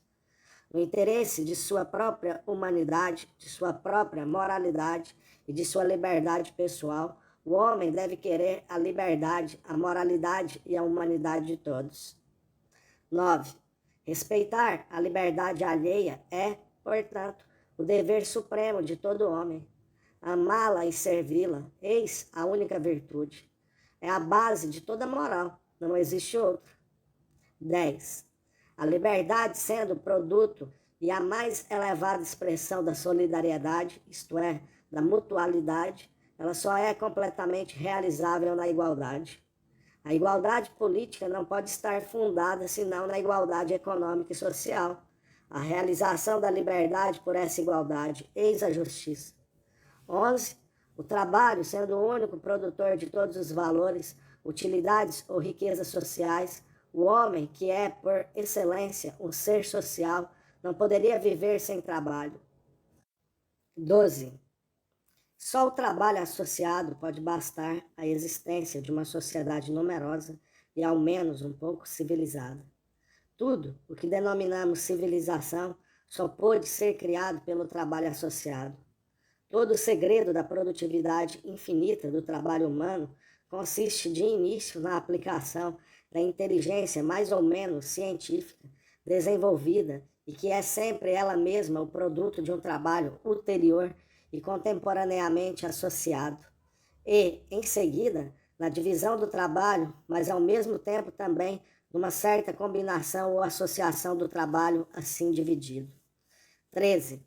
Todas as injustiças históricas, todas as guerras, todos os privilégios políticos e sociais têm por base e por objeto principal a subjugação e a exploração de um trabalho associado qualquer, tirando proveito de um trabalho forçado, sem descanso, da ignorância e da miséria sem saída. 14. A civilização da minoria encontra-se, assim, fundada na barbárie, forçada da maioria.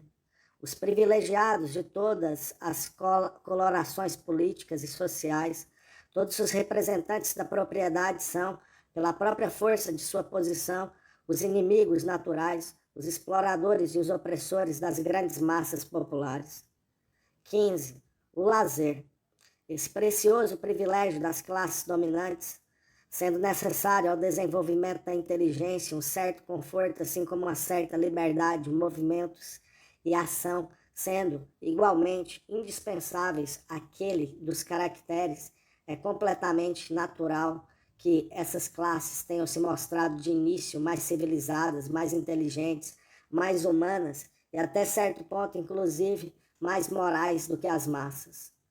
Mas como, de um lado, a ociosidade, assim como o privilégio, enfraquecem o corpo, dissecam os corações e falseiam os espíritos, fazendo-lhes amar e perseguir a mentira e a injustiça, absolutamente compatíveis com seu interesse exclusivo, mas por isso mesmo contrários ao interesse de todo o mundo. É evidente que as classes privilegiadas tiveram de cair cedo ou tarde na corrupção e na imbecilidade e no servilismo. É com efeito o que vemos hoje. 16. Por outro lado, a ausência total de lazer e o trabalho forçado tiveram necessariamente de condenar as massas à barbárie. O próprio trabalho não pode desenvolver sua inteligência, pois sua ignorância forçosamente hereditária, toda a parte inteligente de trabalho, as aplicações da ciência, a combinação e a direção das forças produtivas, foram e ainda se encontram quase exclusivamente reservadas aos indivíduos da classe burguesa. Só a parte muscular, inteligente, mecânica, tornada ainda mais obediente pela divisão do trabalho, foi abandonada ao povo que se encontra, assim, extenuado, no sentido pleno desse termo, por seu trabalho cotidiano. Pois bem, malgrado tudo isso, graças à força de moralização que é inerente ao trabalho, graças ainda ao fato de que, reivindicando justiça, liberdade e igualdade para si mesmo, o trabalhador implicitamente as reivindica para todos, pois não existe ser humano que seja mais indignamente tratado do que ele, talvez a mulher e as crianças.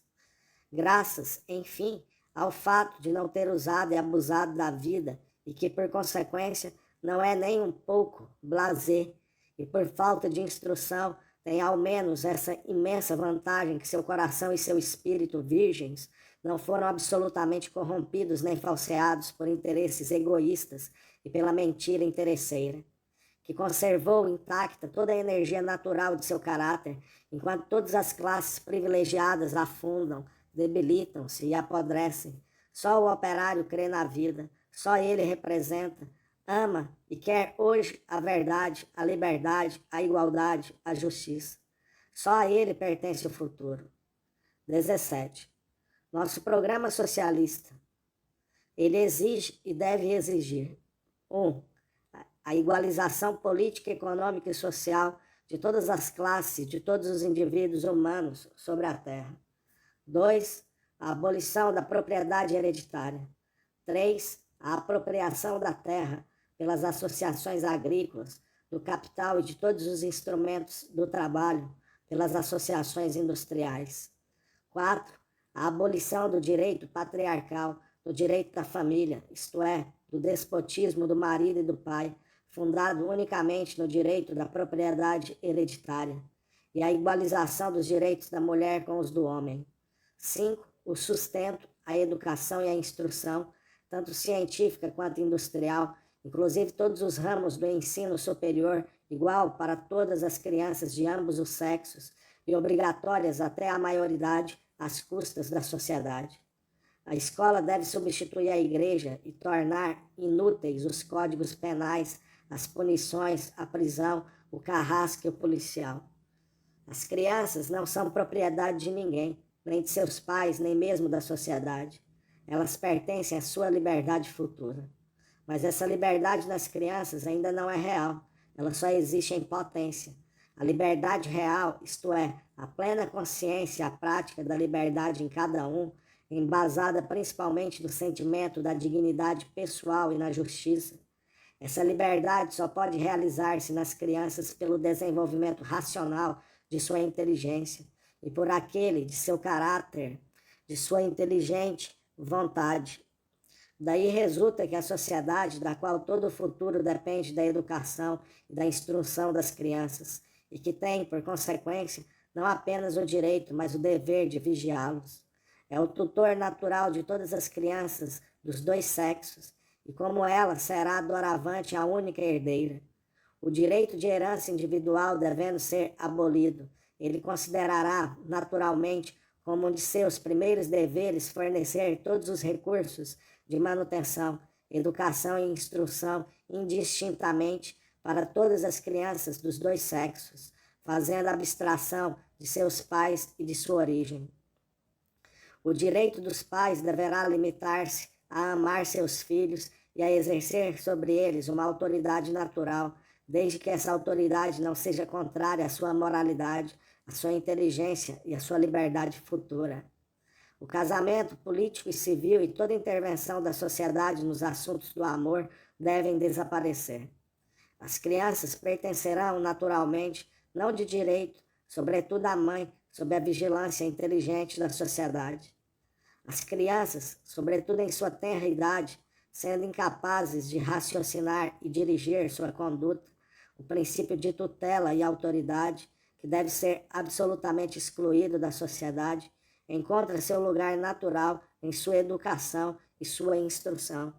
Todavia, deve ser uma autoridade realmente humana e inteligente e absolutamente estranha a toda reminiscência teológica, metafísica, jurídica, e partindo desse princípio que nenhum ser humano é bom ou mau ao nascer, e que o bem, isto é, o amor pela liberdade, a consciência da justiça e da mutualidade, o culto, ou melhor, o respeito e o hábito pela verdade, pela razão e pelo trabalho, não poderia ser desenvolvido em cada um senão por uma educação e por uma instrução racionais, fundadas no respeito manifesto e sensível, prático e teórico, simultaneamente, dessa razão, dessa justiça e dessa liberdade. Essa autoridade, digo, deve ter por objetivo único a preparação de todas as crianças à mais completa liberdade. Ela só poderá chegar a esse fim aniquilando-se a si mesma gradualmente, dando lugar à liberdade das crianças à medida que se aproximarem da maioridade. A instrução deverá abraçar todos os ramos da ciência, da tecnologia e da indústria humana. Ela deve ser, ao mesmo tempo, científica e profissional, geral, obrigatoriamente para todas as crianças, e especial segundo as disposições e os gostos de cada uma, a fim de que cada rapaz e cada moça, saídos das escolas e reconhecidos, maiores de idade e livres, estejam igualmente aptos para trabalhar com a cabeça e com as mãos. Uma vez emancipados, eles serão absolutamente livres para associar-se pelo trabalho ou não se associar, porque, a partir do momento que o direito de herança for abolido e que a terra, tanto quanto os capitais, tiverem se tornado propriedade da Federação Internacional, ou melhor, universal das associações operárias livres, não haverá mais lugar nem possibilidade de concorrência, quer dizer, de existência para o trabalho isolado. Ninguém poderá mais explorar o trabalho alheio. Cada um deverá trabalhar para viver. Cada um será livre para morrer de fome, por não trabalhar, a menos que encontre uma associação, uma comuna, que consinta alimentá-lo por piedade. Mas então, provavelmente, se achará justo não reconhecer-lhe nenhum direito político, enquanto ele, sendo capaz de trabalhar, preferia a vergonha de viver do trabalho alheio. Todos os direitos políticos e sociais só devem ter por base o trabalho de cada um. Por sinal, esse caso só poderá ocorrer durante a época de transição, quando ainda haverá naturalmente muitos indivíduos emanados da organização atual da injustiça e do privilégio, e que não foram educados na consciência da justiça e da verdadeira dignidade humana, bem como no respeito e no hábito do trabalho. Em relação a esses indivíduos, a sociedade revolucionária ou revolucionada encontrar-se-á na embaraçosa alternativa de forçá-los ao trabalho, o que seria o despotismo, ou deixar-se explorar pelos preguiçosos, o que seria uma nova escravidão e uma nova fonte de corrupção para toda a sociedade. A preguiça, numa sociedade organizada segundo a igualdade e a justiça, bases de toda a liberdade, com um sistema tradicional de educação e instrução, e sob a pressão de uma opinião pública que, tendo o trabalho por principal fundamento, desprezará os vagabundos, tornar-se-á impossível. Por se tornar uma raríssima exceção, ela será considerada com razão como uma enfermidade e será tratada como tal nos hospitais. Só as crianças, quando tiverem alcançado um certo grau de força, e só mais tarde, no caso de ser necessário, lhe será disponibilizado o tempo adequado para instruir-se e não ser absolutamente sobrecarregadas de trabalho, sem desonra e sem renunciar por isso mesmo a seus direitos de cidadãos livres. 18. Os operários, no próprio interesse de sua emancipação econômica radical e completa, deverão exigir a abolição completa e definitiva do Estado com todas as instituições do Estado. Nota 1. O que é o Estado? É a organização histórica dos princípios da autoridade e da tutela, divinas e humanas, exercidas sobre as massas populares, seja em nome de uma religião qualquer, seja em nome da inteligência exclusiva e privilegiada de uma ou de várias classes de proprietários, em detrimento dos milhões de trabalhadores dos quais elas exploram o trabalho associado e forçado. A conquista, base primeira do direito da propriedade individualmente hereditária, foi por isso mesmo aquela de todos os estados. A exploração legalizada do trabalho das massas em proveito de uma certa quantidade de proprietários, fictícios em sua maioria, e só um pequeno número de reais, sancionada pela Igreja em nome de uma suposta divindade, e que se fez sempre tomar o partido dos mais fortes ou dos mais astutos, chama-se direito.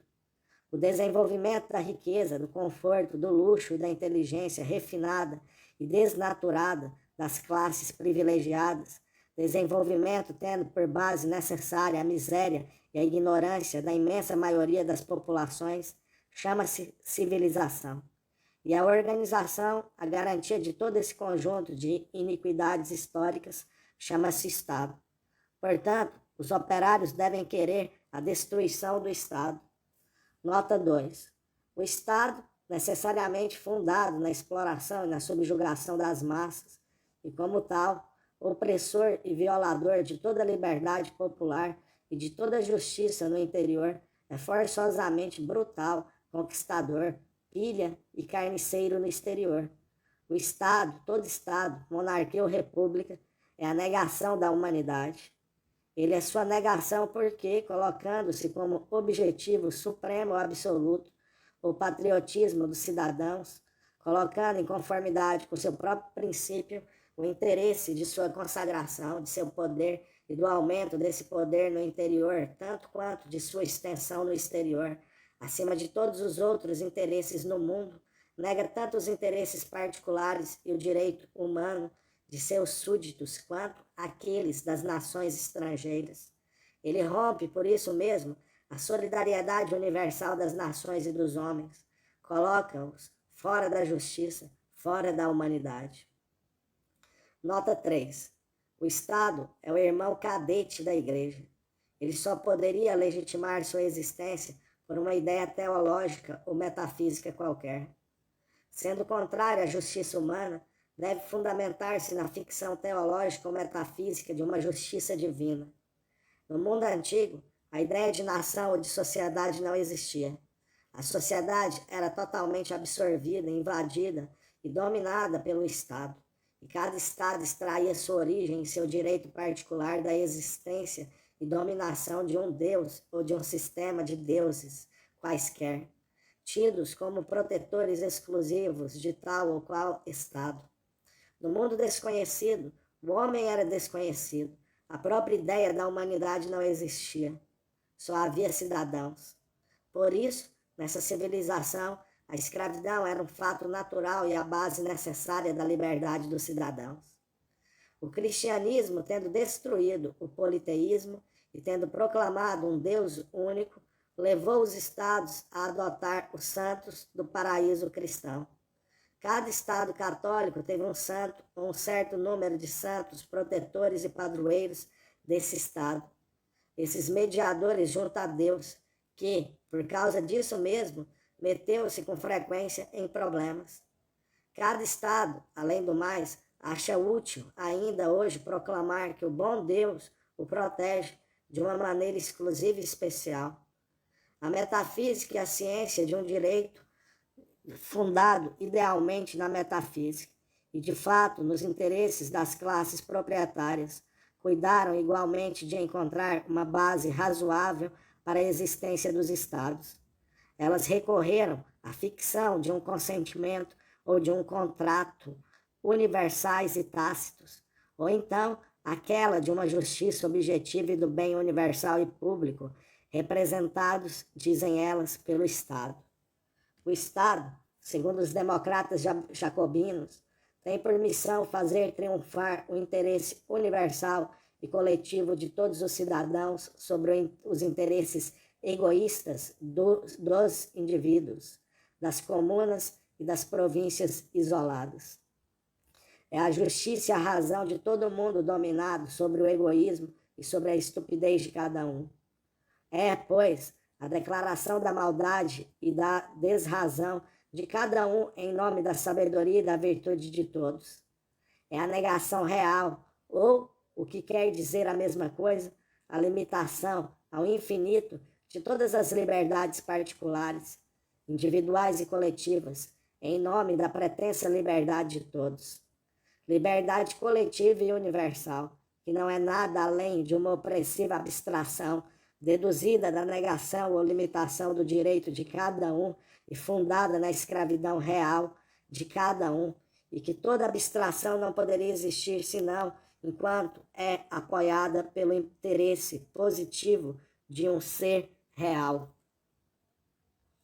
A abstração do Estado representa, com efeito, o interesse muito positivo das classes governantes, possuidoras, exploradoras e também nomeadas inteligentes, e a imolação sistemática dos interesses e da liberdade das massas subjugadas. Nota 4. O patriotismo. Virtude e paixão políticas ou de Estado. Nota de Letlow.